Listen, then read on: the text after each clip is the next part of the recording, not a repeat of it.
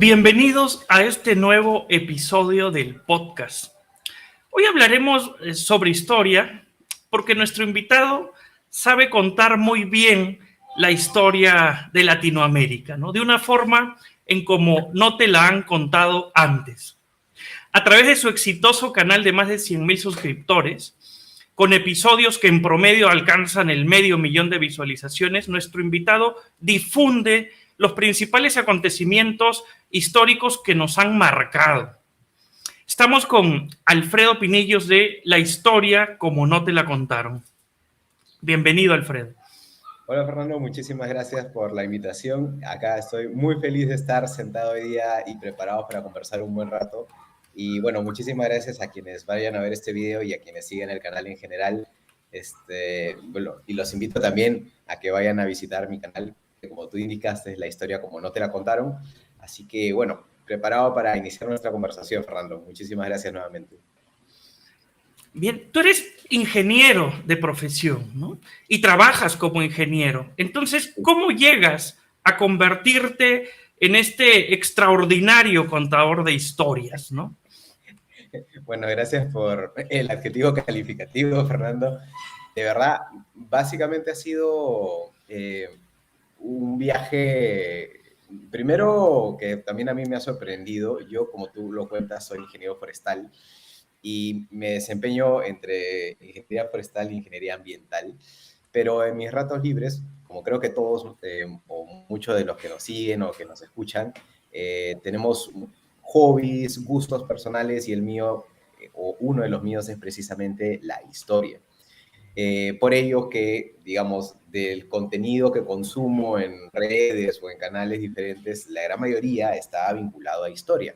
Y de igual forma, los libros que leo, en lugar de leer novelas, normalmente leo historia. Y para ser verdad, para ser sincero, la idea del canal surge en una de las clases de mi maestría en ciencias ambientales. No recuerdo exactamente el curso, pero estaba muy aburrido. Y en ese proceso de estar pensando, o sea, me desconecté de la clase y conecté mi cerebro o puse otro canal ya más interno en mi cerebro y comencé a pensar en los diferentes videos de historia de los canales que normalmente miraba. Y me acordé de una vez en la que por necesidad del trabajo tuve que viajar al oleoducto norperuano y antes de tomar el avión tuve que parar, bueno, estaba en el aeropuerto y subiendo las escaleras hacia el aeropuerto había una tienda que vendía libros y entre ellos había un libro de historia y lo cogí, que se llamaba Los últimos días del Imperio Inca. Y bueno, dije, bueno, será una lectura para el camino, era un libro que está en inglés. Y la verdad quedé atrapado y fascinado por el relato. Y a mí que siempre me había gustado la historia universal o la historia de, bueno, periodos clásicos como Grecia, Roma, o historia universal un poco más reciente como Segunda Guerra Mundial, Primera Guerra Mundial, nunca había prestado especial interés a la historia de estas latitudes. Realmente me parecía aburrida. Pero después de leer este libro, me di cuenta que no es que la historia de nuestras latitudes era aburrida, sino que nos la habían contado muy mal en el colegio. Lo habían hecho como que un proceso memorístico de apréndete una fecha, apréndete una persona y apréndete un lugar. Entonces, claro, con esa aproximación hacia la historia era muy difícil generar algún lazo de empatía o de familiaridad con lo que estabas leyendo. Con el libro quedé atrapado y años después, en esta clase de la maestría, dije, oye, ¿qué tan difícil será hacer uno de estos videos como los que salen en YouTube? Y me comencé a contactar con algunos amigos y justamente tengo un amigo que le gustaba mucho dibujar, otro, un primo que es, entre otras cosas, sabía desarrollar videos. Entonces así fui conversando con uno, con otro, hasta que finalmente me animé a la idea de tentar la posibilidad de abrir un canal, de enseñar historia, o bueno, esa era la idea inicial y justo el primer episodio coincide con el inicio de la pandemia. Me acuerdo que mi primer episodio salió publicado un 20 de marzo del año 2020 y bueno, acá estoy. Ahora, mencionas algo que creo que es un sentimiento general, porque yo también lo he sentido, eso de que la historia como que más local, nuestra, puede ser un poco aburrida, ¿no? ¿No? Porque yo he tenido muy buenos profesores de historia, pero de historia universal, ¿no? Porque tenía un profesor, me acuerdo que era súper entretenido, que hacía que uno le guste la historia, pero de historia local, ¿no? Como que es un curso que uno pasa como que regañadientes porque tiene que memorizarse este nombre, que la fecha, y los exámenes también tienen que ver con este tema memorístico, ¿no? Entonces, ¿qué es lo que crees que se hace mal para que no nos guste la historia del Perú? ¿O es una percepción aislada que tenemos?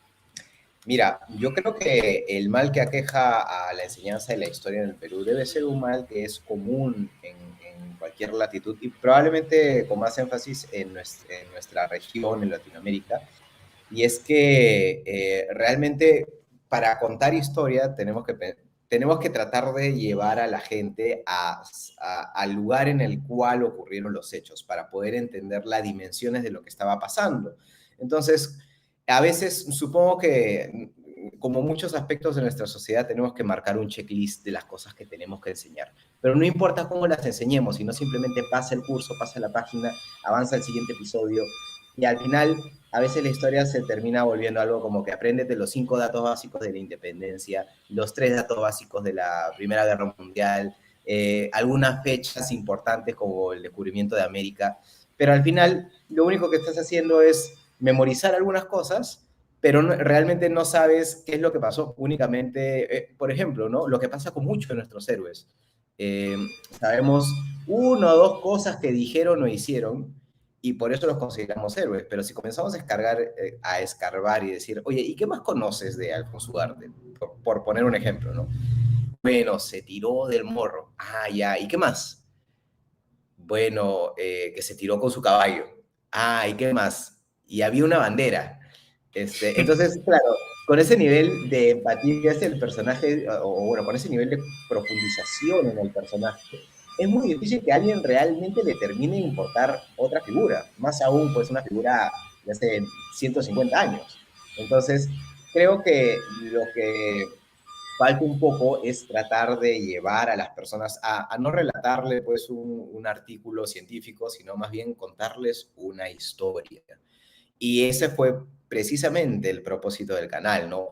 Tratar de situar a la audiencia lo más dentro de lo posible al momento en el que se desarrollaban los hechos, exponerles las circunstancias, no solamente los actos, sino también las circunstancias, para entender la magnitud y la profundidad de los actos y decisiones que estas figuras históricas tomaron, experimentaron, vivieron, para que recién ahí generar un poco más de empatía. Y cuando hay empatía hacia los personajes, me parece que el proceso de aprendizaje es mucho mejor, mucho más fluido, mucho más rápido, porque ya no hay elementos para tratar de entender realmente la gravedad de los hechos que ocurrieron.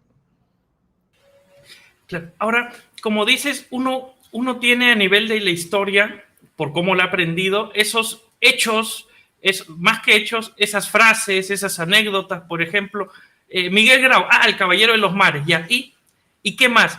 Que ese otro héroe, ¿qué dijo? Que no, hasta quemar el último cartucho, ya, pero ¿cuáles fueron las circunstancias? Entonces, como que falta un poco de historia al momento de contar la historia, ¿no? Es como el storytelling, ¿no? A ver, cuando uno escucha un storytelling se le hace divertido y le gusta escucharlo porque logras empatizar con la que te está contando, entiendes la situación, como ver, no sé, una serie, ¿no? Como Juego de Tronos. Uno empatiza con los personajes porque entiende lo que hay detrás de esas decisiones que toma, logra sentir lo que ellos están sintiendo. Entonces, claro, uno cuando aprende historia no le hacen llegar a ese punto, digamos, de empatía, ¿no? Que creo que es algo que tú con tu canal y cómo lo cuentas lo logras muy bien. Y es algo que entiendo haces a propósito, entonces. Claro, o sea, definitivamente en el momento que decidí generar un canal de historia, había muchas formas de poder proceder. Como si uno busca en YouTube contenido histórico, usualmente lo que va a encontrar son los 5 datos o el top 5 de las batallas o los 5 datos más curiosos. O sea, no tengo ninguna queja particular contra ese tipo de contenido porque es una aproximación. Mira, cualquier tipo de aporte de materia histórica, así no necesariamente sea el que yo más comparto, es valioso porque ya de por sí intenta hacer una diferencia, intenta acercar un contenido hacia la gente, un contenido normalmente poco visitado en comparación con otras cosas como mampais, chistes, qué sé yo, contenidos un poco más ligero, que es definitivamente mucho más consumido, ¿no? Entonces, de por sí, cuando alguien se atreve a hacer contenido histórico, tiene mis respetos porque está tratando de hacer la diferencia en una carrera que normalmente uno la corre o con el viento en contra, ¿no? Pero lo que yo quería hacer era algo un poco diferente, era como tú dices, ¿no? ¿Por qué la historia no se cuenta como realmente pasó? No eran fotografías de diferentes hechos, sino es un continuo, son temporadas, como tú mencionaste, la historia yo la trato de contar como que por temporadas, porque en cada temporada hay una trama, hay problemas para uno y para otro actor, hay sensaciones, lo que puede estar pensando sus protagonistas, las situaciones que los embargan, y sobre todo la dualidad de los puntos de vista, ¿no? No sé si seguramente han podido apreciar en los videos que lo que yo intento hacer es posar la cámara o el centro de la historia un momento en un bando y después girar hacia el otro y tratar de tener, oye, mira, en ese mismo momento, mientras que un bando estaba pensando en esto y sus protagonistas estaban preocupados por estas circunstancias, en el otro estaban haciendo en ese mismo momento otra cosa. Y solo cuando comienzas a sopesar esas dos posiciones y las pones en un mismo momento, puedes tener, digamos, la gravedad. Oye, si alguien actuaba diferente en este momento, eso significa que hubiera podido alterar completamente el resultado de lo que el otro estaba planeando. Entonces, eso solo lo puedes llegar a deducir uno mismo cuando ves los videos y cuando tienes toda la información o la gran mayoría de la información que te permite a ti llegar a esas conclusiones o incluso a hacer esos escenarios alternativos de qué hubiera pasado, porque ya entiendes cuál era el contexto real de la historia, ¿no? ¿Consideras que es importante conocer la historia? Me parece, bueno, primero, o sea, me parece útil por múltiples motivos, pero la respuesta simple es sí, y si tengo que citar por qué es que es importante, es porque, primero es porque es un proceso muy entretenido. Realmente, si nos damos cuenta, si analizamos periodos históricos, vas a encontrar historias o tramas o argumentos que podrían haber inspirado y seguramente lo han hecho a grandes ficciones de todas las latitudes, de todo tipo de escritor. Tú has mencionado, por ejemplo, Juego de Tronos, podríamos hablar del Señor de los Anillos, y aun cuando todas esas historias fantásticas son geniales, les puedo decir que hay sus equivalentes en diferentes periodos históricos pasados, o sea, las conquistas de Alejandro Magno, las grandes campañas emprendidas por Julio César en las Galias, el complot para asesinar a Julio César. Cada uno de esos pasajes históricos tiene realmente, y hay fuentes lo suficientemente grandes o vastas, como para realmente llegar a la conclusión de que el contenido que hay ahí es súper rico y súper entretenido, solo que a veces no se suele o no se sabe plasmar en un formato que sea para la gran mayoría de personas. Y también por una frase cliché que me parece importante, porque también es importante conocer historia. Hay una frase cliché que es que si olvidas la historia, estás condenado a repetirla. Que claro, aun cuando es una frase muy cliché, de verdad nunca ha perdido vigencia. Solo si somos conscientes de que hace 150 años seguimos cometiendo los mismos errores que cometemos hoy día, podemos darnos cuenta de realmente qué falla, en qué fallamos, por qué seguimos persiguiéndonos la cola, ¿no? Cuando llegas a esa conclusión, comienzas a notar ciertos patrones y creo que si somos lo suficientemente conscientes de ellos, nos puede ayudar también a solucionar problemas tanto a nivel personal como a nivel de la sociedad. Cuando olvidamos en qué fallamos en el pasado, pues efectivamente, por más cliché que suene, tenemos muchas probabilidades de volver a incurrir en el mismo error.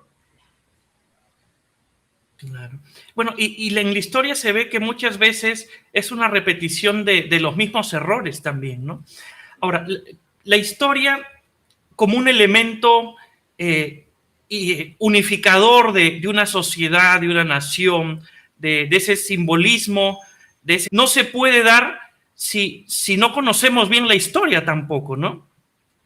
Bueno, claro, Uh -huh. es como que seguramente si le preguntamos a alguien de a pie, que está caminando por la calle, me podrías mencionar 4 elementos históricos del Perú, figuras, momentos, fechas. Probablemente te puedan decir 1 o 2, y cuando le pidas profundizar en el tema, te va a decir que es un elemento súper peruano, pero probablemente no te vaya a poder decir mucho más, que es lo triste. Por ahí que Miguel Grau se salva porque la gran mayoría lo conoce y la gran mayoría sabe atribuirle el adjetivo o la frase o el calificativo de caballero de los mares. Pero yo creo que ahí queda. Ahí yo queda. Creo Oye, que... ¿por qué caballero de los mares? Bueno, Claro. porque defendió al Perú. O seguramente alguien un poquito más leído te dirá, porque él rescató a unos marineros chilenos. Pero si le dices, oye, ¿dónde? ¿Cuándo? ¿Por qué lo rescató? ¿Por qué se estaba peleando con ellos? Ah, pucha, porque era la guerra con Chile, ¿no? Pero probablemente ahí quede, ya no pueda profundizar nada más. Y claro, de por sí, el que te pueda responder eso ya es chévere, es valioso, pero creo que sí, lo que nos une como peruanos son esos pequeños retacitos que está bien, al menos es algo, pero deberían ser cosas un poco más profundas, deberían tener más contenido. Y que tengan, claro, que generen un mayor sentimiento de apego por la empatía, justamente, ¿no? Claro, o sea, si por ejemplo, Fernando, si nos ponemos a pensar, hay muchas diferencias políticas, de pensamiento, ideológicas en nuestro país. Seguramente, si citáramos 2 cosas que son las que más amalgaman el espíritu peruano en nuestra población, podríamos por ahí decir, mira, yo voy a citar 2, si se te ocurre otra, sería genial. La comida peruana y la selección de fútbol. Y dejamos de contar ahí, ¿no? Bueno, qué sé yo, los símbolos patrios. Claro, pero hay algunos que hasta quieren cambiar la bandera. Bueno, vamos a ver, lo que tú tienes es un punto a favor. La gente normalmente se va a identificar con los símbolos patrios, ¿no? Sobre todo cuando se trata de comer o cantar el himno nacional para el partido de fútbol. Y Machu Picchu. Probablemente Machu Picchu también. Mira, ese es un tercero elemento, pero digamos, ¿en qué más podríamos coincidir como nación? Independientemente de que seamos de izquierda, derecha, ¿qué más nos une como sociedad? Aparte de los mismos problemas, ¿no? Claro. Hay mucha polarización en muchos temas, ¿no? Mucha división. Entonces, claro, el conocer la historia común, por ahí Miguel Grau también es un símbolo patrio que es nacionalmente conocido, quizá por encima de cualquier otra figura, incluso que hasta los mismos incas, que seguramente muchos ni siquiera puedan recordar el nombre de algunos de ellos. Miguel Grau creo que es un personaje que amalgama o es el personaje clave o estrella que más recordación genera en la gente, pero básicamente tenemos su nombre y por ahí un dato que él hizo, ¿no? Más nada. Entonces tenemos un conocimiento que es lo que a veces intento que sea el objeto del canal, es darle contenido y sustancia a los hechos y a los personajes históricos. Que no sean un cascarón vacío, sino que sean personajes profundos, con sus problemas, con sus dificultades, con sus derrotas y con sus victorias, ¿no? Pero aquí viene otra complicación por el hecho de hablar de historia, porque justamente por esa connotación en valores, en sentimientos que puede influir tanto en una sociedad, muchas veces la historia es manipulada, o más que manipulada, digamos que a veces no es tan objetiva, y hemos pasado o hemos sufrido muchos países que en los colegios se nos cuenta una historia que puede faltar objetivamente a unos hechos, ¿no? Como endulzándola de una manera, no tan faltando un poco a la objetividad, porque puede haber distintas perspectivas en que uno ve la historia, ¿no? Entonces, ponte, puedes estar hablando del Imperio Incaico y claro, un español que en su colegio le han enseñado de una manera la caída del Imperio Incaico es distinto o tiene una perspectiva distinta a la que tiene un peruano que en el colegio le han enseñado otra cosa y de que el Imperio Incaico era lo máximo. Entonces, ¿bajo qué perspectiva tú abordas estas historias que cuentas?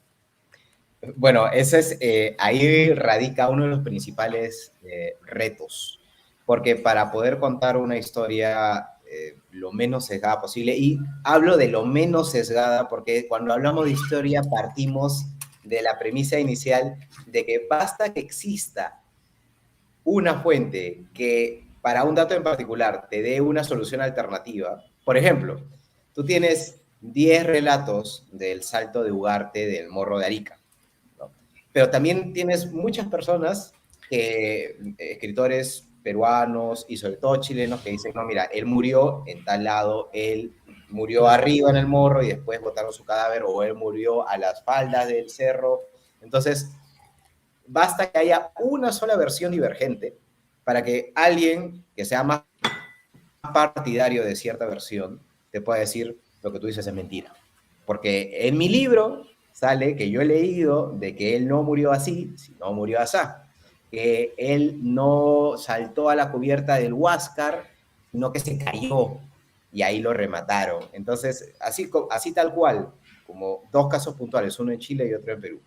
Para los peruanos, Alfonso Ugarte salta del Morro de Arica con la bandera del Perú y un caballo. Por ahí que algunos elementos han sido adicionados con el tiempo, pero digamos que la narrativa es esa, ¿no? Él salta del morro. Pero para el chileno promedio que sabe de esos sucesos o que ha recibido información de esa batalla, te va a decir de que Ugarte no muere así, que eso ha sido, digamos, es un relato ensalzado por la historiografía peruana para darle, digamos, un sacrificio Heroísmo. romántico a un personaje, ¿no? Y de la misma forma ocurre con el caso chileno, ¿no? Para los chilenos, Arturo Prat salta a la cubierta del Huáscar después del primer espolonazo que hace a la Esmeralda, y es seguido por dos chilenos más, y uno se cae y los otros dos mueren, ¿no? Pero hay versiones peruanas que relatan que no, mira, Arturo Prat no salta a la cubierta, no salta al abordaje, sino que se cae cuando ocurre la colisión de los dos barcos. Entonces, basta que haya dos relatos divergentes para que siempre salte uno a decir lo que tú estás haciendo es mintiendo. Así no ocurrieron las cosas. Entonces, cómo tratamos de aproximarnos en nuestro canal es primero contrastar varias versiones, tanto peruanas, chilenas, bolivianas. Si hablamos, por ejemplo, de la guerra del Pacífico, si hablamos de la guerra con España, hay que coger libros españoles también de autores españoles para entender cómo ellos interpretan cierta posición. Por ejemplo, para nosotros fue un proceso de emancipación, lo que ahora llamamos independencia. Seguramente para los españoles podría ser considerado una guerra civil. Entonces, son dos miradas del mismo hecho. Y así con cada otro, si hablamos de, por ejemplo, la caída del Imperio Inca, estamos hablando de qué pudo estar pensando o qué situación experimentaba el Imperio Inca en aquel momento y qué situación experimentaba, y bueno, los cronistas españoles, cómo vivían ellos, cómo interpretaban, que lamentablemente es la gran mayoría de las fuentes que nos quedan, vienen de estos cronistas que han interpretado lo que ellos vieron bajo su concepción del mundo, y aun cuando esos relatos son súper valiosos, hay un tremendo hueco o agujero de información que lamentablemente va a ser muy difícil que alguna vez sepamos llenar. Pero independientemente de ello, lo que tratamos de hacer es contrastar versiones, definir cuáles son los hechos comunes en los que no existe divergencia en su relato, y aquellos otros que son más problemáticos porque se entienden de diferentes formas en diferentes países. Lo que hacemos es exponer los hechos y que finalmente cada uno sea quien saque su propia conclusión. Ahora, de todas maneras, si bien hay, me imagino, cosas muy difíciles, como tú dices, porque el único registro puede ser el registro de un cronista que de paso tenía su propio sesgo cuando registró esa crónica, digamos.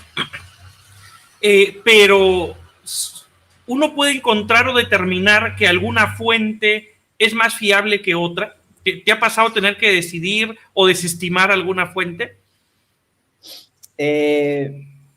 Sí, pero más que una fuente en conjunto, lo que he hecho es desestimar ciertas afirmaciones o ciertos ciertas partes del relato.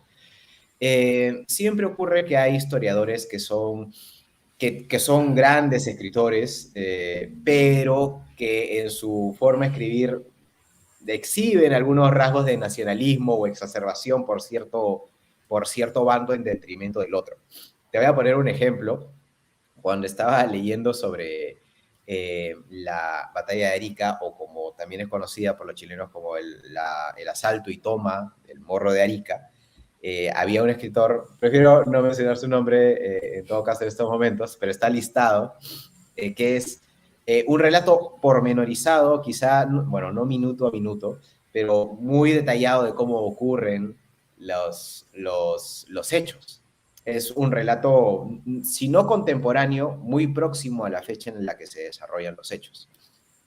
Y este ex militar, ahora historiador, menciona, por ejemplo, ¿no? cómo se refiere a ciertos elementos que él interpretaba, ¿no? Por ejemplo, cuando hablaba de los chinos, decía, o sea, una raza abyecta, ¿no? Que después le va a hacer mucho daño a nuestro país, una cosa así. O sea, se refería en esos términos. O cuando hablaba de un personaje peruano, decía, el afeminado almirante o sea, realmente Ok, tenía... le añadí un Era, calificativo a toda su sí, o descripción. sea, Ya. no economizaba en adjetivos peyorativos hacia cierto bando y ensalzaba a las figuras propias, ¿no? A las figuras nacionales. Entonces, su relato me parece quizá uno de los más exquisitos en detalle de cómo ocurre el asalto del Morro, pero hay que tomar algunos comentarios así con una pinza, porque se advierte que el autor tiene un sesgo a la hora de calificar las acciones de uno y otro bando. Normal, lo he visto en libros peruanos, lo he visto en libros chilenos, y lo cual no quita lo rico del relato, y eso es lo que yo rescato.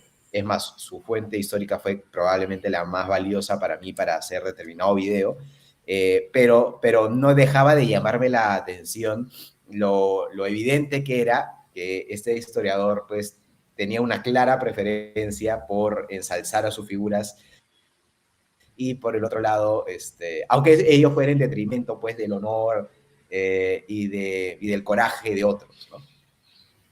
Claro. Dime, y por lo que describes de este trabajo de investigación, entonces te tomas muy en serio esto de mantener una objetividad, digamos, al buscar buenas fuentes confiables, ¿no? Hay un esfuerzo, y yo lo noto en los videos, eh, que esa objetividad, ¿no? Y esa rigurosidad, además, por buscar, ¿no? Un relato que cuente la verdad, ¿no? Además de divertido, ¿no? Que diga las cosas como son, o tratar de disminuir al menos ese sesgo que uno puede tener, ¿no?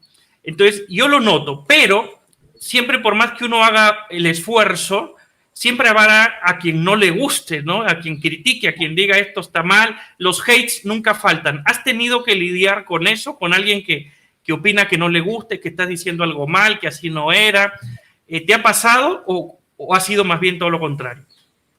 Bueno, hay que ser sincero, la gran mayoría de nuestra audiencia, y bueno, creo que en YouTube ya no se observa el porcentaje de calificaciones de los videos, cosa que antes sí ocurría. Ahora me parece que ya uno no puede ver el porcentaje de likes versus dislikes. Pero una de las cosas que particularmente me causa mucha satisfacción es que nuestros videos, los más polémicos, no bajan del 96-97% de likes, lo cual de por sí me da ya una tendencia quizá muy superficial, pero al menos una tendencia o un ligero indicador de que la gran mayoría de personas, independientemente que esté de acuerdo con lo que estoy diciendo, valora el esfuerzo. Pero así también recibo algunos comentarios, no te voy a decir muchísimos, te voy a decir algunos, que cuestionan una cifra, que cuestionan una parte del relato, y a veces lo hacen de forma sarcástica, burlona, mala, pero es algo con lo que ya he aprendido a lidiar, y finalmente yo solo me tomo el trabajo de contestar a aquellos que me parece que tienen un punto y saben expresarlo de manera alturada. En el momento que comienzan los descalificativos, yo la verdad no me araño, ya tengo muchas cosas que hacer como para perder el tiempo en contestar tonterías. Y aparte, si alguien ya formó su punto de vista y lo único que quiere hacer es desprestigiar al otro, entonces yo, la verdad, no voy a intentar cambiar su forma de pensar. Si él se siente satisfecho y feliz de esa forma, por más que lea, investigue o profundice en otros aspectos, seguramente no va a cambiar. Entonces, ¿para qué invertir ese tiempo? pero sí, hay muchos casos, sobre todo en temas muy polémicos, ¿no? Por ejemplo, cuando se habla de cuál fue el papel de Bolivia en la Guerra del Pacífico, o cuál era la verdadera intención de Atahualpa mientras estuvo capturado en Cajamarca, ¿no? O cuántos españoles estaban escondidos en Cajamarca para la captura del Inca, o si los que entraron a la plaza de Cajamarca eran soldados o eran simplemente, digamos, eran danzantes o eran performers de Atahualpa y no eran soldados como tal, porque si no, nunca hubieran podido dejarse vencer por 168 españoles. O sea, siempre hay cosas polémicas, pero de las cuales una de las cosas por las que probablemente demora producir cada video es porque me tomo muy en serio el proceso de investigación. Yo no soy historiador, no pretendo hacerlo, pero no por ello dejo de leer con detalle y con capacidad analítica y crítica las fuentes que tengo. Y ahora tengo mucho más cuidado de lo que tenía al inicio para poner las fuentes de todo lo que digo, porque finalmente si alguien quiere ir a buscarlo, pues le dejo hasta la página en donde lo puede encontrar. Se nota que has aprendido a manejar muy bien este tema de que nunca falta de esos comentarios negativos, como dices, a veces hasta descalificativos que uno les deja, pero al inicio me imagino que te molestaba, ¿no? Decías, tanto esfuerzo ¿no? Para hacer las cosas bien y viene a insultarme, ¿qué se ha creído? ¿Cómo has aprendido a manejarlo? ¿O desde el inicio siempre supiste cómo abordar esa parte? Al principio quizás me tomó un poco más de tiempo porque, por ejemplo, ¿no? Estaba trabajando porque el canal es, digamos, ahora se ha vuelto un segundo trabajo.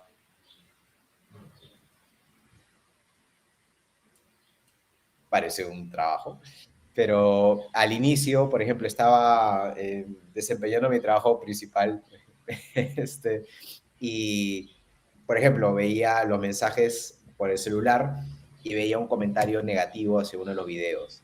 Y en ese momento dejaba todo lo que tenía que hacer y le respondía. Si era un comentario alturado, buscaba la fuente, lo buscaba todo. En ese mismo momento tenía que responderlo. Pero si era algo peyorativo, ponía, aunque sea algo sarcástico, no sé, un emoji de payasito. Ya con el tiempo fui aprendiendo y ahora ya no me inmuto por los comentarios, lo cual no significa que no me preocupe cuando un comentario hace una crítica y yo considero que esa crítica es válida. Investigo y si realmente creo que me he equivocado o me ha faltado precisar algo, trato de enmendarlo, corregirlo o ampliarlo en el siguiente episodio. Un fe de ratas. Sí, por así decirlo. O sea, veo tan difícil la probabilidad de a veces volver a editar los videos que lo único que me queda es cómo en el siguiente episodio cuento aquello que me olvidé de contar, que es importante para terminar de entender lo que dije en el episodio anterior. Entonces, habían cosas, te voy a poner un ejemplo. Cuando hice el primer video de la Guerra del Pacífico, yo realmente no sabía cuánto tenía que durar un video, porque dije, bueno, este es contenido histórico, se van a aburrir si es que el video dura más de 8 minutos, 10 minutos. Entonces, traté de comprimir los primeros hechos de la guerra en 13 minutos y dice, bueno, aquí está. Pero la consecuencia de ello es que hay cosas que ya no vas a poder contar, como por ejemplo el combate de Calama, qué es lo que ocurre en los primeros momentos antes de la guerra, cuando Chile busca reivindicar que para Bolivia es invadir, y para Perú también, los territorios de Antofagasta. Entonces, esa parte la mencioné, pero así muy superficialmente, ¿no? Pero yo sabía que para la audiencia boliviana que teníamos, omitir, por ejemplo, el combate de Calama es omitir una parte importante de su historia. Entonces, entre esas y otras cosas me llevaron a hacer una reedición del primer episodio, que había sido el episodio más visto en mi canal, que actualmente acumula como 2 millones de vistas. Entonces dije, bueno, voy a tener que volverlo a hacer. Entonces me mandé a hacer uno de 25 minutos donde ya sentía de que al menos lo principal estaba dicho y ya me sentí mucho más reconfortado, ¿no? Fue la forma de calmar mi pequeño bichito que a veces salta de tratar de tender hacia el perfeccionismo, ¿no? Claro. Ahora, esto, por todo lo que cuentas y ese trabajo que hay detrás, parece un trabajo arduo, intenso. Debes leer muchos libros de historia, estar buscando múltiples fuentes. ¿Cómo es ese trabajo de investigación? Bueno, eh, no es un proceso muy eficiente, debo admitirlo, si no, no nos demoraríamos tanto. Pero lo que pasa es que hay cosas que yo sí considero que son parte del formato. Por ejemplo, en mi canal no voy a utilizar,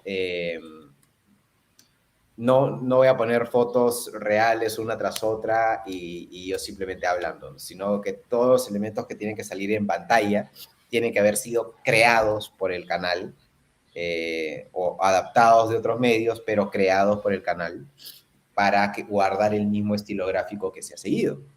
Entonces, mientras ocurre la investigación, se hace un guión y lógicamente ahí en ese momento entran a trabajar diferentes frentes, ¿no? Por ejemplo, si hay que hacer mapas, hay que conversar con nuestro colaborador que se encarga de hacer los mapas y hay que entregarle un plano de cómo era, por ejemplo, Lima en 1880.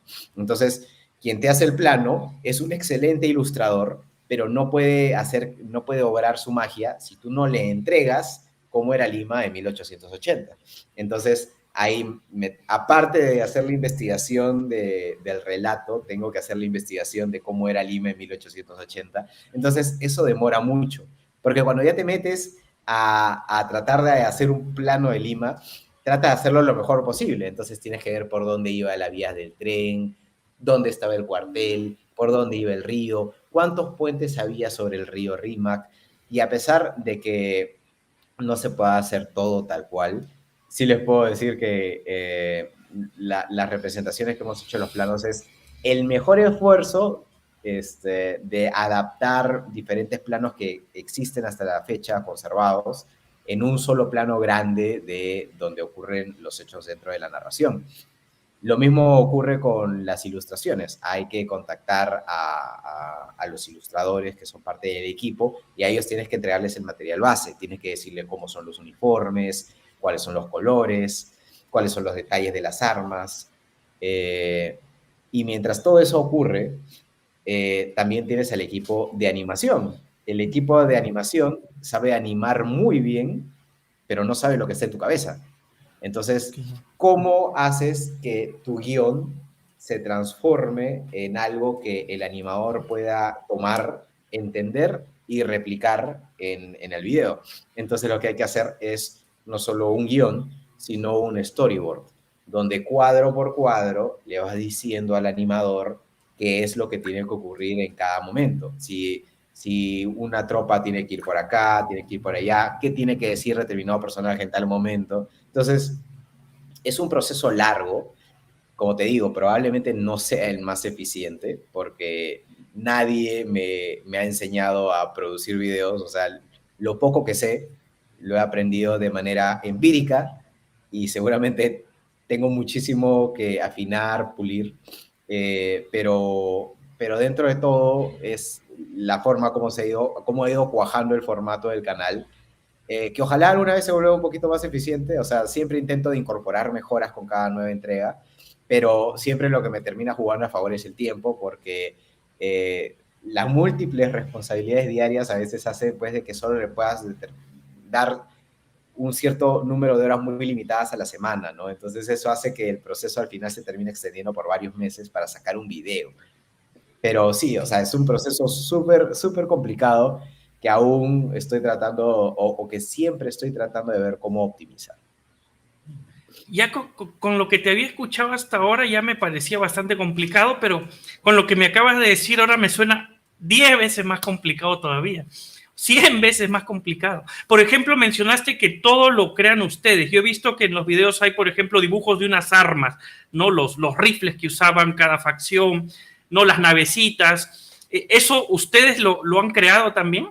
Claro, y todo tiene que tener, vamos, no vas a hacer un modelo a escala de todas las cosas, pero los mapas estratégicos, los mapas tácticos, los soldados, los protagonistas, todo es hecho ad hoc para cada uno de nuestros videos. No utilizamos nada tal cual como lo encontramos en internet o como lo encontramos en los libros. Todo lo transformamos a nuestro formato, pero lógicamente en esa labor transformativa hay esfuerzos de ilustradores, de mapas, de personajes, de diseñadores gráficos, y eso toma su tiempo, porque cada uno es especialista en su chamba, en su quehacer, y claro, si tú le dices a una persona que sabe dibujar, dibújame un barco, bueno, te va a hacer su representación del barco, ¿no? Y te le va a hacer un barco increíble, pero te va a hacer, pues, un portaaviones, ¿no?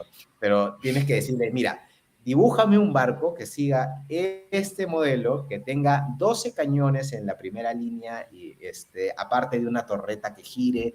Entonces, tienes que darles elementos de entrada para que la otra persona obre su arte según tu visión de cómo era el barco que quieres dibujar. Entonces, lo mismo ocurre con mapas, con personajes, con soldados, con algunos elementos que se mueven en la pantalla. Todo tiene que seguir, todo tiene que ser tutoriado para que finalmente el resultado que obtengas sea el que está en los videos, ¿no? Que es lo más ajustado posible a como creemos que fue, ¿no? Sí, y se ve una gran atención al detalle, porque mencionas, por ejemplo, los soldaditos. He visto que cuando comparas, ¿no?, los ejércitos, cada soldadito con su característica, algunos rasgos de su uniforme, ¿no?, aunque son de medio cuerpo para arriba, pero tratando de diferenciar rasgos, me imagino, reales que tenía su uniforme. Entonces, ¿cómo se le diría? La calificación que se le da a los barquitos, por ejemplo, ¿no?, que tienes una escala de poder, ¿no?, de fuerza, no sé, con estrellitas, lo cual te da una visión clara, comparativa de, oye, mira, estos barcos del otro ejército o de la otra fuerza naviera nos triplican en poder, ¿no? Porque, claro, veo la cantidad de barcos, veo el poder o las estrellitas con las que le has puesto a cada uno y te da mucha información con poco, digamos, ¿no? Claro, al final, por ejemplo, ponerle estrellitas en los barcos fue una forma amigable de poder reflejar que un barco tenía mejores cualidades que otro, ¿no? Claro. Si solo habláramos de número de barcos, probablemente estaríamos incurriendo en una comparación errónea, porque es diferente tener un barco de madera que un barco blindado. Es diferente tener un barco con 6 cañones que uno con 2. Entonces, para que uno pueda realmente sacar sus propias conclusiones respecto de qué escuadra es más poderosa que otra, tienes que poner los elementos que le permitan a la audiencia llegar a esas conclusiones. Si tú pones solo número de cañones, número de barcos, puede ser que las personas terminen sacando una buena conclusión. Pero ya cuando pones estrellitas, creo que todo el mundo está en capacidad de entender que la estrellita dorada vale más que la estrellita plateada o que la estrellita de bronce. Son elementos tontos, pero universales, transversales a todos. No hay que leer 300 libros de historia para entenderlos. Entonces, al final uno dice, ¿sabes qué? Me quedo con las estrellitas. Claro, ¿no? Es que, y además, de una manera muy bien pensada, resumes un montón de información. Vamos, probablemente si los decisores de la guerra en esa época hubieran tenido esa vista, se hubieran pensado 2 veces antes de meterse a la guerra, ¿no? Del lado perdedor, ¿no? Oye, mira, nos triplican en fuerza, espérate, ¿no? ¿Sabes qué? Yo creo realmente que tenían esa información, pero creo que subestimaron las capacidades de un país y sobreestimaron las suyas propias. Claro, aunque no tuvieron mucha alternativa. Yo creo que, al menos de lo que he entendido de tu video, nos declararon la guerra. O sea, ya no mucho podíamos hacer si ya teníamos a alguien que nos había declarado la guerra, ¿no? Para que en todo caso quienes nos escuchen seguramente lo entienden, pero estamos hablando en este caso puntualmente de la Guerra del Pacífico y cómo es que Chile declara la guerra al Perú. Pero, por ejemplo, cuando uno lee a Basadre, Fernando, Basadre menciona que en la capital todo el mundo quería la guerra. O sea, todo el mundo estaba buscando activamente la guerra, probablemente con la única excepción de algunos políticos partidarios de Mariano Ignacio Prado, que ellos sí sabían la gravedad de las cosas. Pero Basadre es muy enfático en decir que la oposición, los militares, los comerciantes, la población en general eran todos ávidos de la guerra porque pensaban que éramos ampliamente superiores del enemigo, en este caso Chile, y que la guerra iba a traer, bueno, lógicamente como ocurre, una dinamización de la economía para muchos comerciantes. Entonces se veía la guerra como una oportunidad de aumentar las glorias propias. Eh, Así que cuando viene el anuncio de la guerra, los únicos que estaban preocupados realmente era Mariano Ignacio Prado y su gente, porque la gran mayoría estaba contento de que se hubiera desenvuelto las cosas de esa forma. Ahora, cuando uno dice que todo el mundo quería la guerra, al final ese todo el mundo realmente no es todo el mundo, ¿no? Es decir, es una élite rica, política, una casta que toma decisiones para su beneficio, pero generalmente estas guerras o esas decisiones de guerra no siempre tienen el respaldo generalizado del pueblo, ¿no? Ahora, ¿cómo saberlo, no?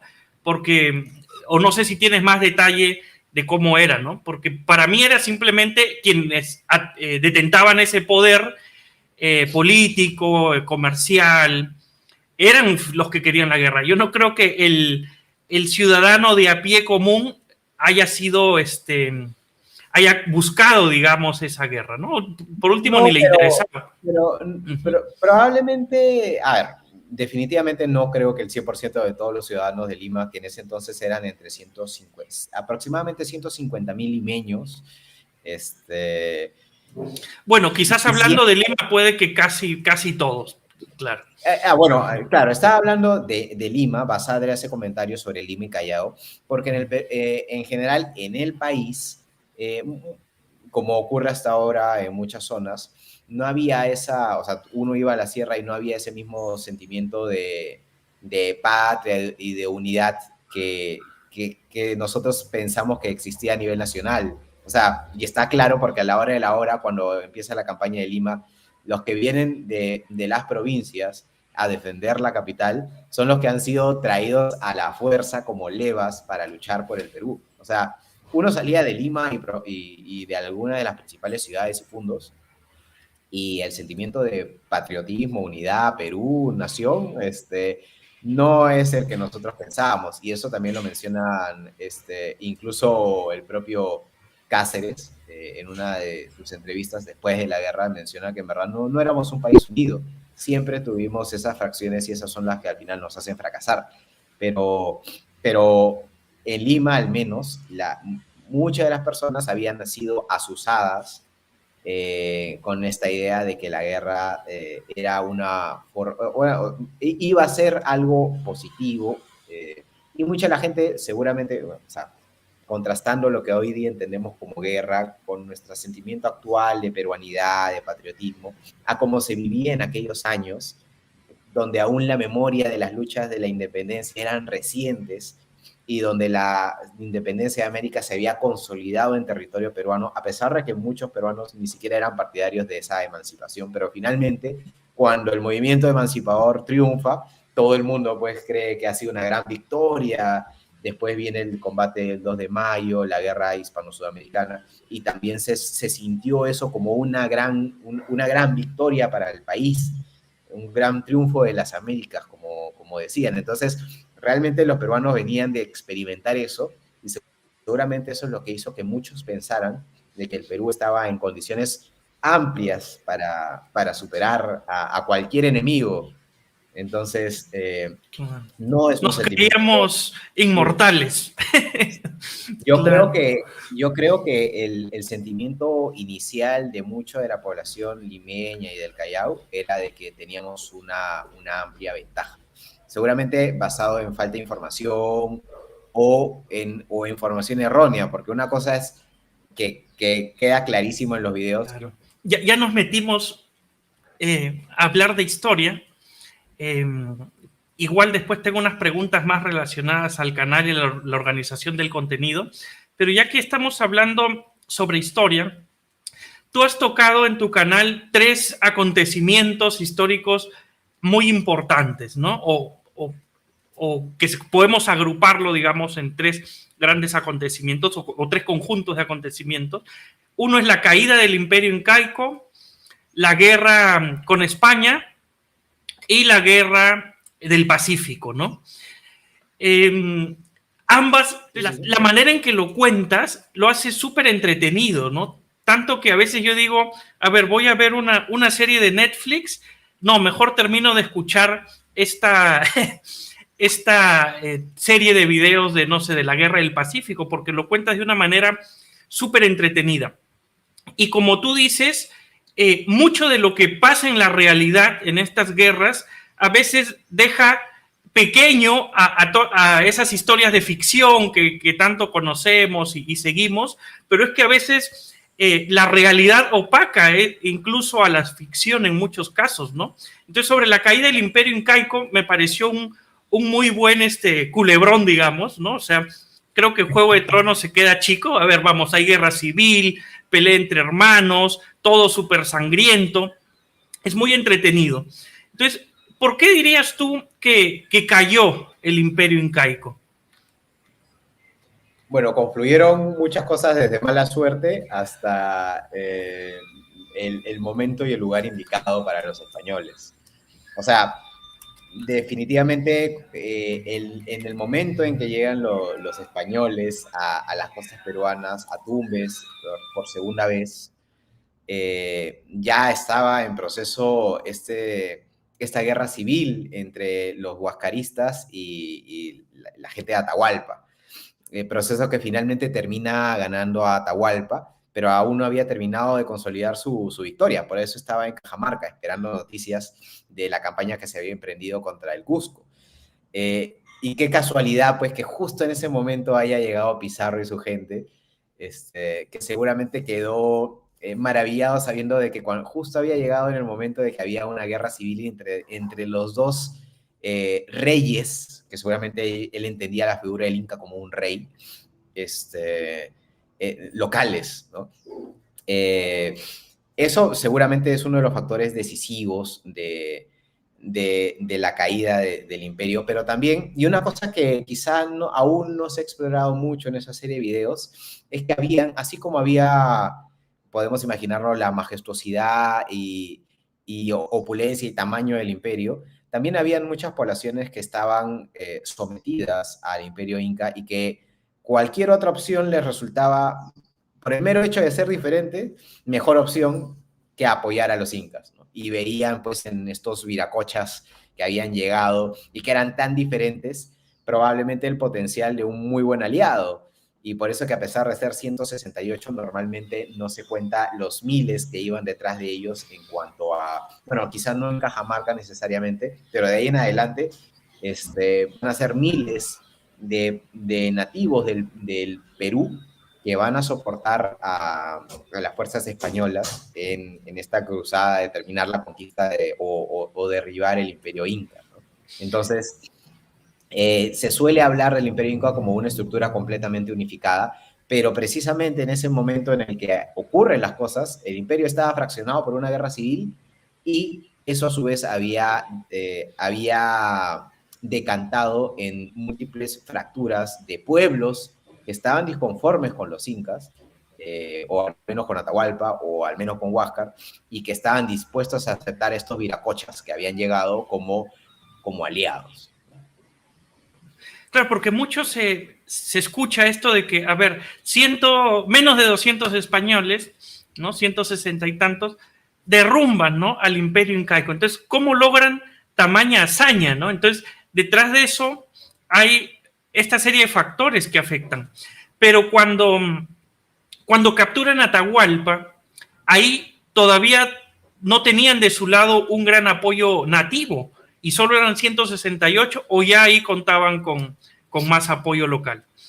Los nativos seguramente ya estaban atrás, iban con ellos, no en grandes números, pero seguramente durante su estadía en Cajamarca fueron muchos los jefes que comienzan a plegarse hacia el bando de los españoles o los viracochas, que tenían sus bestias jamás vistas, que al principio pensaban que comían oro. O sea, eran alienígenas para muchos incas, ¿no? O para muchos nativos del Perú.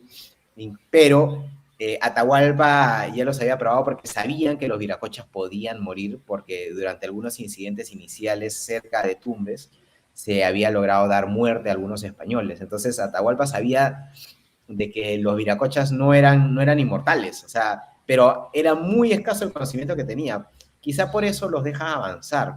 Primero porque estaba confiado en su reciente victoria contra su hermano, y segundo porque seguramente quería tentar un poco sobre cuál era el alcance del poderío de los españoles. Estamos especulando porque no hay relatos que hagan entender qué es lo que en ese momento estaba preveyendo Atahualpa desde su campamento, pero lo que relatan las cronistas es que hay muchas aproximaciones mientras los españoles van avanzando en dirección a Cajamarca, son muchas las delegaciones que se acercan a ellos para conversar con ellos, acercarse, y los cronistas dicen pues que veían cómo estos contaban sus cosas, o eran muy curiosos, y era porque seguramente eran espías de Atahualpa que estaban tratando de recolectar la mayor cantidad de información sobre los usos y costumbres de los españoles, ¿no? Porque tenían barbas, por qué le hablaban a estos objetos rectangulares, ¿no? Los libros que los veían así y les daban, y parecían muy importantes, ¿no? Por eso quizá cuando a Atahualpa le ofrecen la Biblia, quizá era la primera vez que se topaba con estos objetos rectangulares de los que tanto había escuchado hablar, ¿no? Que decían que en las noches los españoles le hablaban a los libros, ¿no?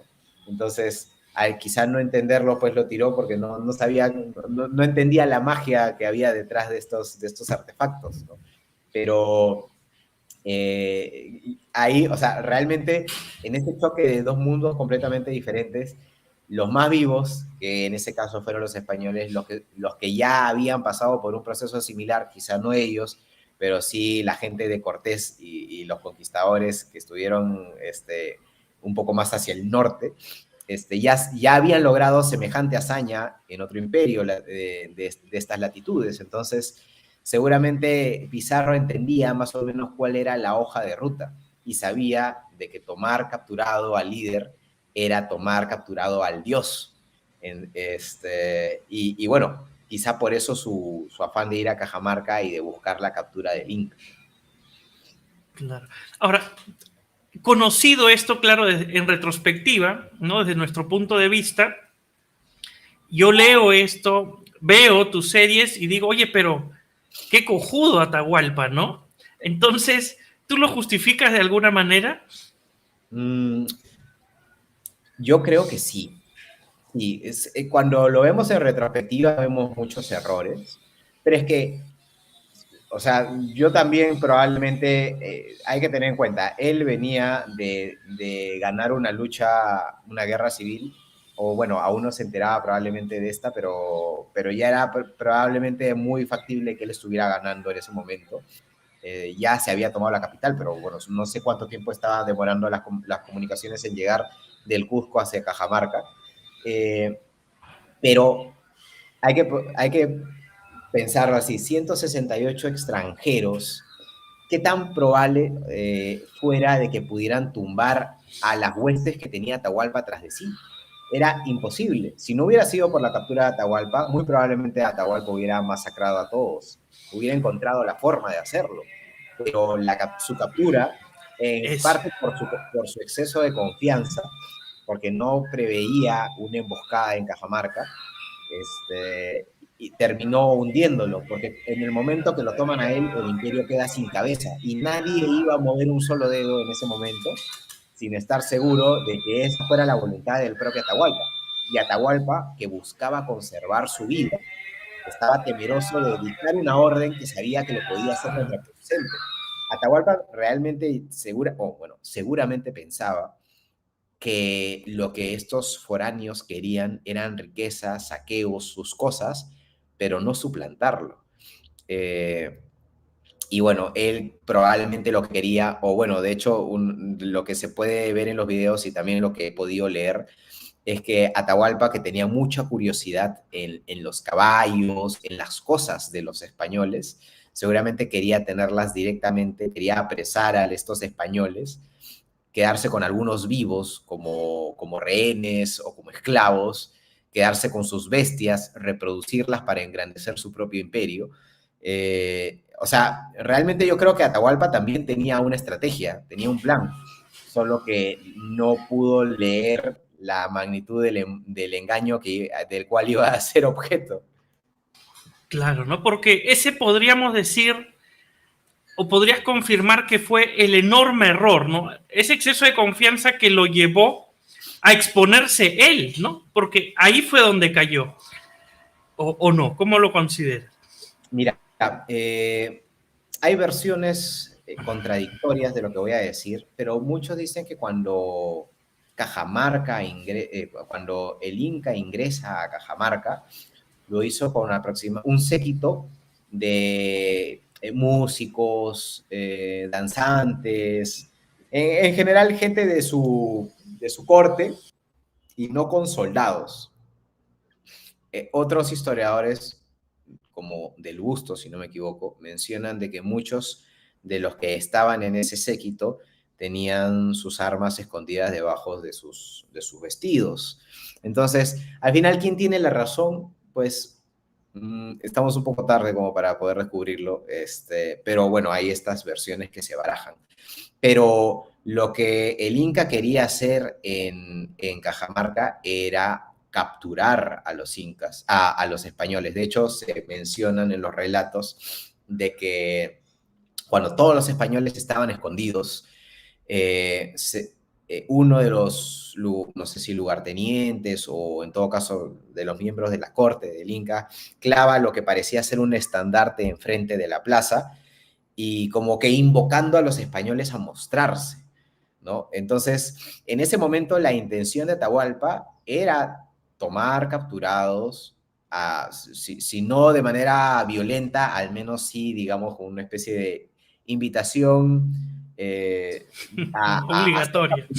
Una invitación a ser capturado, a permanecer bajo la custodia del Inca. No lo sabemos porque finalmente no se resolvió esa trama, pero yo creo que sí, Atahualpa no preveyó de que iba a ser emboscado por todos los lados de la plaza y que el efecto de los caballos iba a ser tan gigantesco en la embestida, ¿no?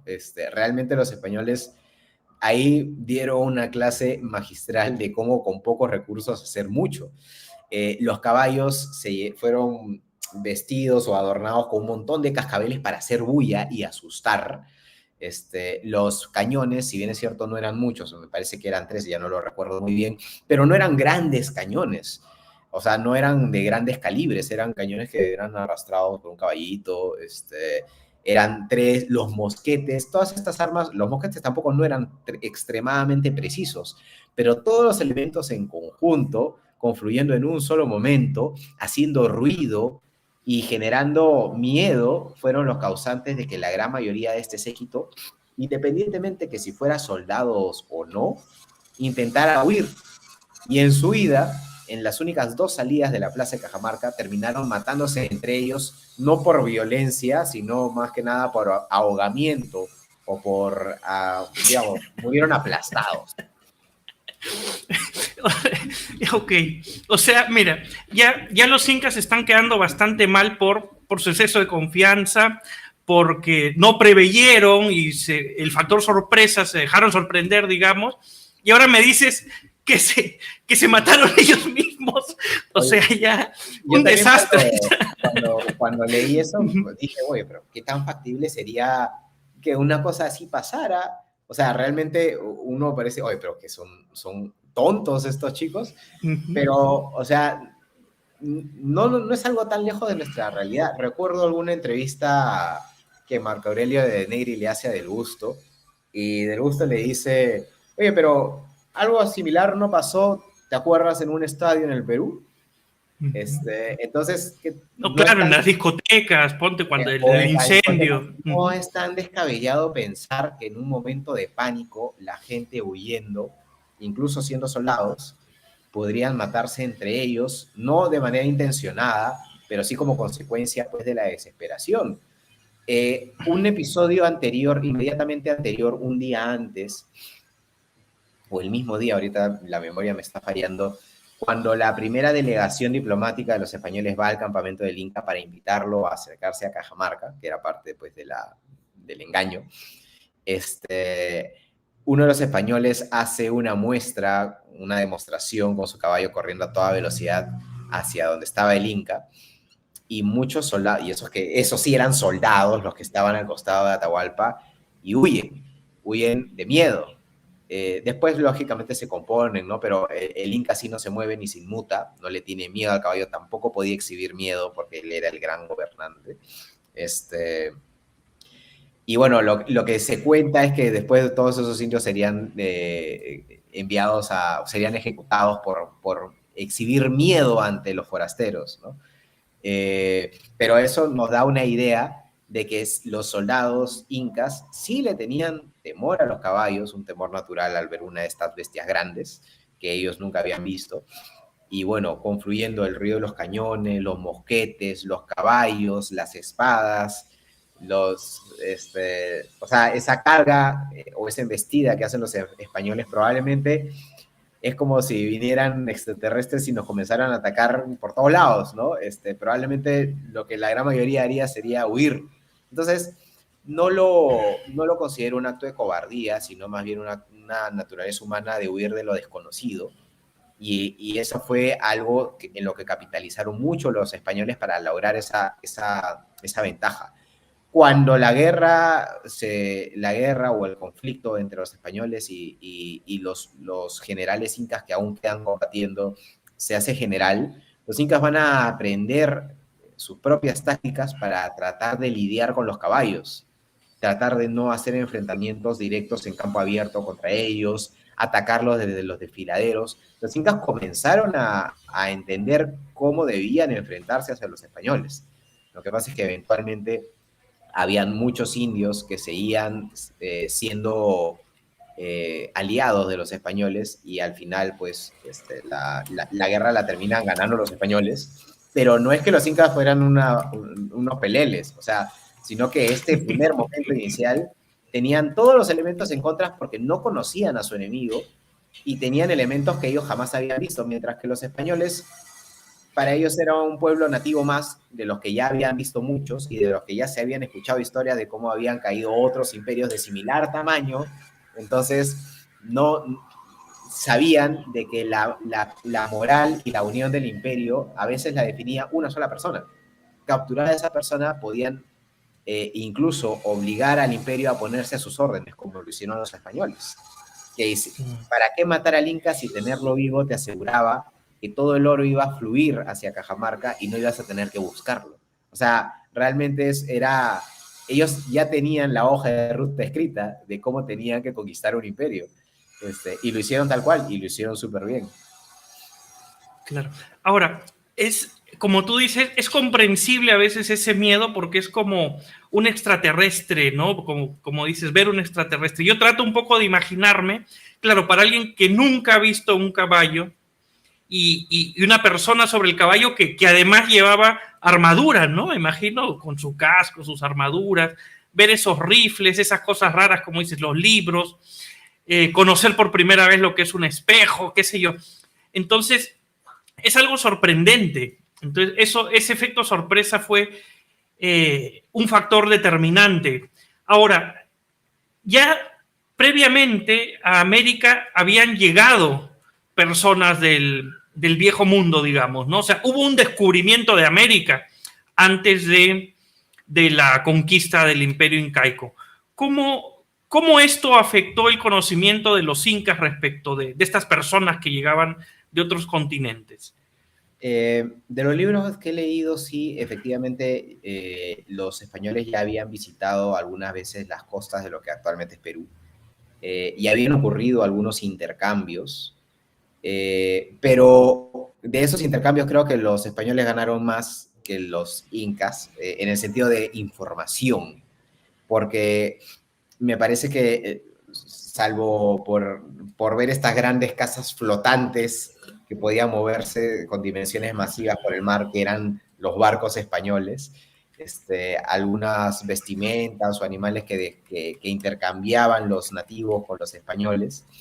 Esas eran las noticias. De hecho, creo que Huayna Cápac, bueno, creo que es ampliamente aceptado el hecho de que Huayna Cápac sí supiera o sí tuviera conocimiento de estos intercambios anteriores que hubieron. Y bueno, intercambios que terminan pues con la llegada de los españoles ya a las costas de Tumbes, ¿no? Pero ese lugar donde cuando habían llegado los españoles habían encontrado pues un pueblo, si no próspero, al menos bien establecido. Cuando regresan lo ven demacrado y digamos, derruido, y ahí es cuando se enteran, pues, entre otras cosas, de que esos territorios se encontraban en una disputa, en una guerra civil. Entonces, sí creo que algunos gobernantes incas, al menos, sí sabían de que habían españoles, no los entendían como españoles, no sabían de qué tierra venían, tampoco sabían pues, de qué habían estado haciendo hacia el norte, donde ellos estaban asentados, pero al menos sí eran conscientes de que alguna vez habían llegado a las costas y que con esa misma rapidez se habían ido. Quizá por eso Atahualpa pensaba que los que venían a sus costas tenían el mismo patrón de comportamiento. Iban a sacar algunas cosas y se iban a ir. Quizá no pensaban de que estaban, o sea, de que la agenda era otra. Pero ahora, es fácil ponerse a pensar qué habrá pasado por sus mentes, tanto de españoles como de incas, a la hora de cómo interpretas esta realidad, ¿no? ¿Ha venido a quedarse? ¿Qué quiere? ¿Por qué tiene cosas que yo nunca he visto? ¿No? ¿Los puedo derrotar? ¿Qué tan fuertes son? ¿Son inmortales? ¿Comen oro? ¿Por qué buscan el oro? ¿No? O sea, claro. ¿Qué son esas casas que están en el mar inmensas? Claro, ¿por qué yo no tengo eso? O sea, ¿por qué?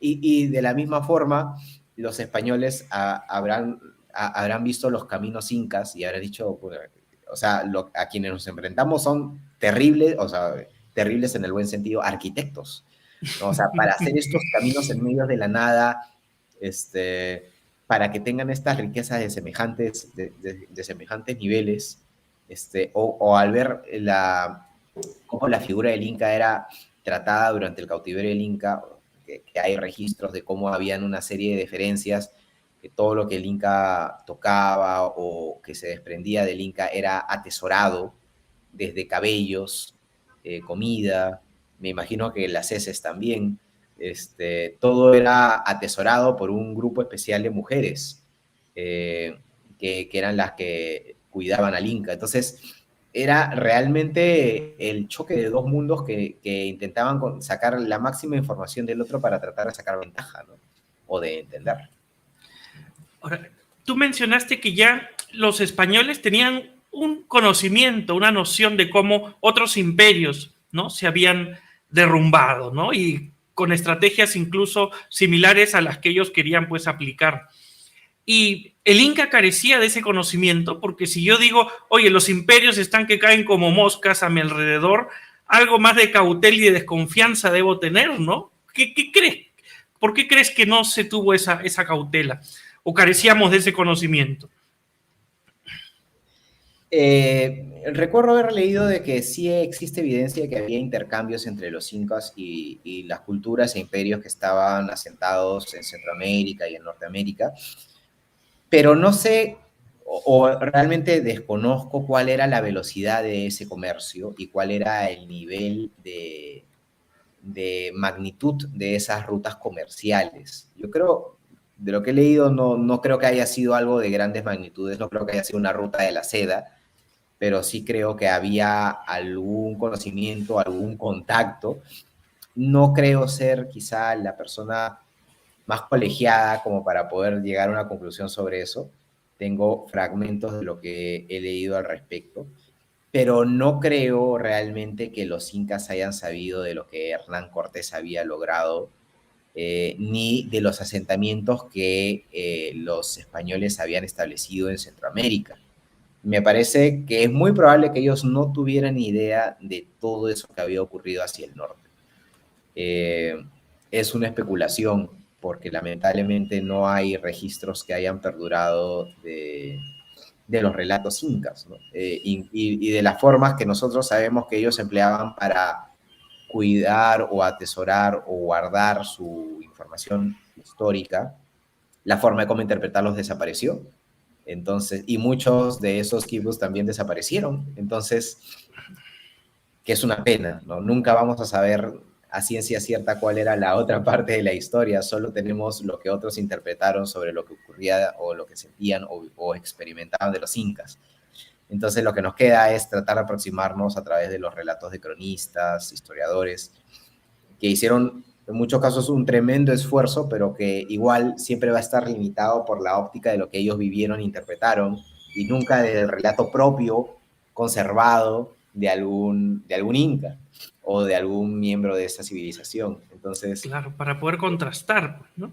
claro, los cronistas, algunos trataron de hacer tremendos trabajos a través de la recopilación de relatos, pero no deja de ser, pues, una interpretación de algunos fragmentos, de relatos, y no va a ser una fuente primaria, digamos, desde el otro lado. Entonces, es una tremenda pena, una de esas grandes picas que siempre nos va a quedar, pero creo que contamos en todo caso con información suficiente como para tratar de armar una historia coherente, ¿no? Dime, ¿qué montaban los incas? Es decir, si los españoles llegaron a caballo, impresionantes bestias que no se habían visto aquí antes, ¿y los incas qué tenían a su favor para impresionar? Bueno, los incas no, que yo sepa, no tenían ningún animal para montar, y los auquenios o camelios sudamericanos,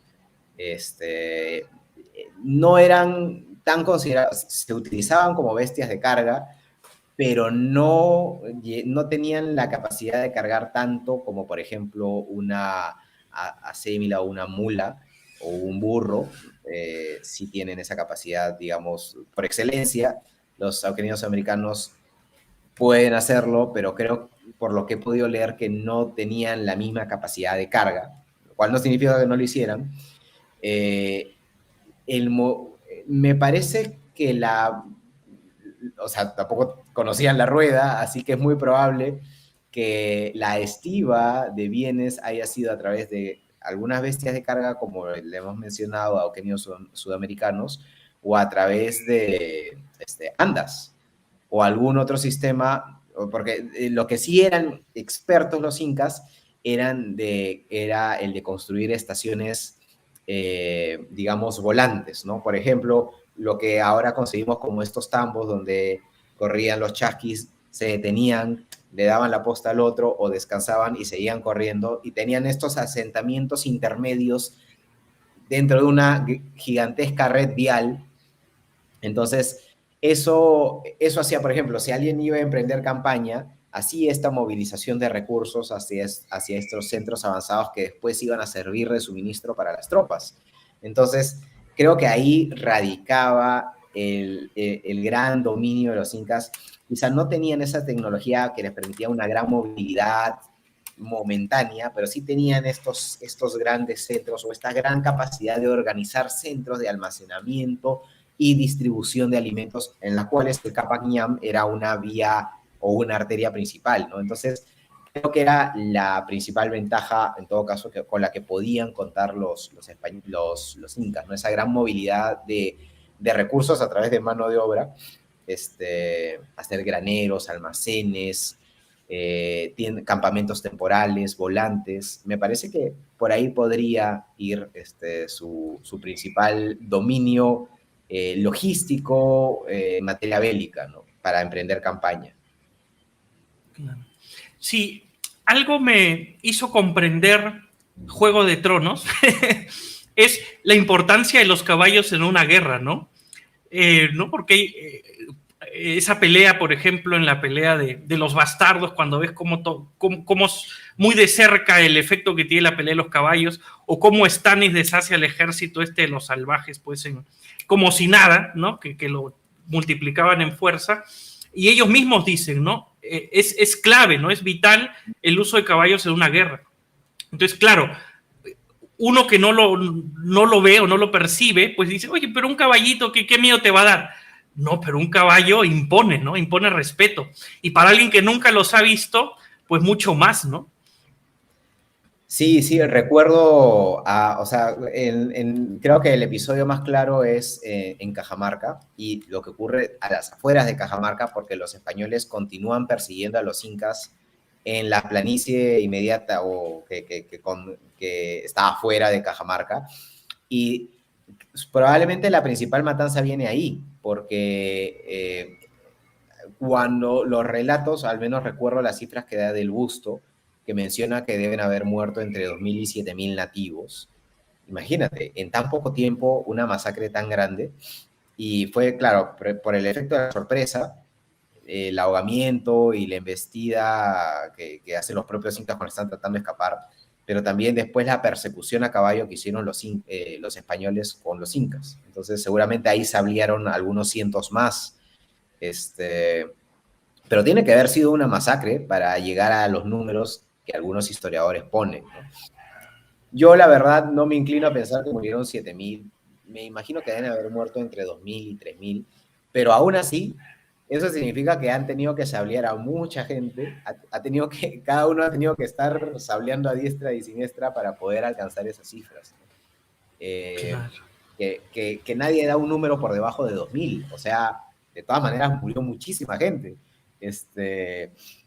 Y en buena cuenta fue por acción de la sorpresa y la acción de los caballos.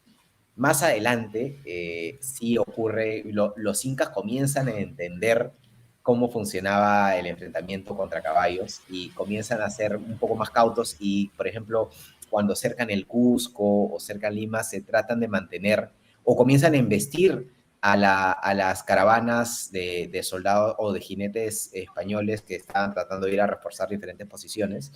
Lo hacen desde acantilados, ¿no? Tratando de evitar el combate frente a frente contra el caballo, en donde lógicamente tenían todas las de perder.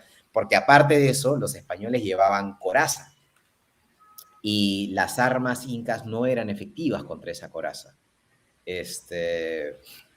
Porque las armas incas eran principalmente armas de contusión, tipo como una especie de garrote con una pieza dura de una piedra en forma de estrella en la punta.